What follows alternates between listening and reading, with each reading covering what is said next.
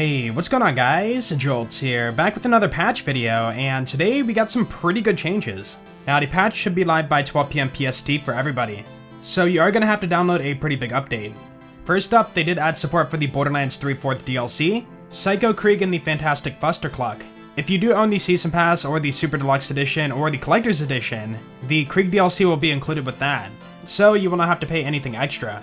Next up, they increased the level cap from 60 to 65. And guys, they did say this is the final level cap for the foreseeable future, so there is no plans to increase it again anytime soon. Now for those who are not a fan of refarming, this is actually good news for you. They didn't say this is the final level cap forever, but for the foreseeable future it is. Alright, on to the general changes. Added 2 more SDU upgrades for pistols, shotguns, SMGs, assault rifles, and grenades. They also added 2 more SDU upgrades for the Lost Loot Machine too. Awesome, so you can hold a lot more ammo now. When buying ammo, you could see that it would say refill ammo, and after buying your ammo, it would not go away, even if you already had full ammo. That should not be fixed. Players' class icons will now show with profile pictures for Steam and Epic Games Store's PC cross-platform players. So yeah, now you should have your class icon. Alright, on to Mayhem changes. In the past, if you had the Slayer modifier and you tried to melee an enemy for a second wind activating Slayer, you would not get a second wind. That should not be fixed, so it should grant you a second wind. Then we had Mayhem modifiers will no longer change when joining and matchmaking. I'm pretty happy about that because I always hated reshuffling my modifiers after someone joins. Here's a pretty good one.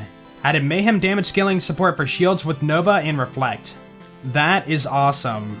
So now those kind of shields should be doing a lot better for Mayhem mode. Now spike damage was not mentioned, so I'm hoping that gets a buff in the future too. I want the Impaler to do good in one of the Borderlands games, okay? Anyways, on to character changes. Amara's Ties to Bind Augment now only passes gun damage and melee damage. I'm not exactly sure how the interactions are going to work now.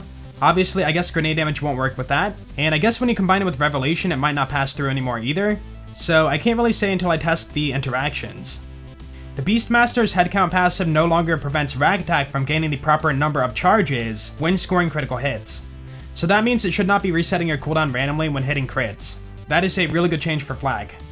Up next, a change to Flag's Dominant skill. It will continue to damage beast targets throughout the skill's duration. Yeah, that's a little bit better, but Dominant still needs a bigger buff.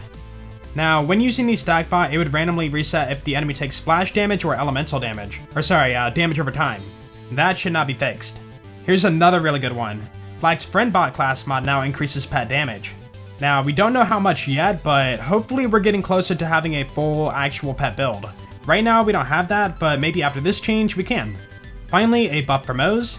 Her Drowning and Brass skill now applies to Iron Bear's left and right gun. So in the past, it only applied to Iron Bear's left gun, but now it should be doing both. That's all for the patch stuff, so on to the hotfixes. To apply your hotfixes, make sure you're playing online and sit at the main menu for a few seconds, and you should see a sign pop up behind your character saying hotfixes applied. Once you see that, you are good to go. For the hotfix, we only had one. The Garcia would shoot vertically with the client on multiplayer, but now it should not do that anymore. I was not aware of that, but now it's fixed. That's going to be it for all the patch notes and hotfixes. Now, it wasn't a ton because they were focusing most of their efforts on DLC 4, so I'm pretty sure the next patch is going to be a lot bigger. Anyways, that's going to do it for the video, so let me know below in the comments what your favorite change is. For me, I'm looking forward to the Nova changes on shields. I've always wanted to make like an actual Nova build, but we have not been able to do that. Maybe now we can. So if you guys did enjoy the video, then please be sure to leave a like because that'd be awesome. And if you guys really enjoyed it, be sure to sub. You guys have a great day and I will see you all later. Peace out.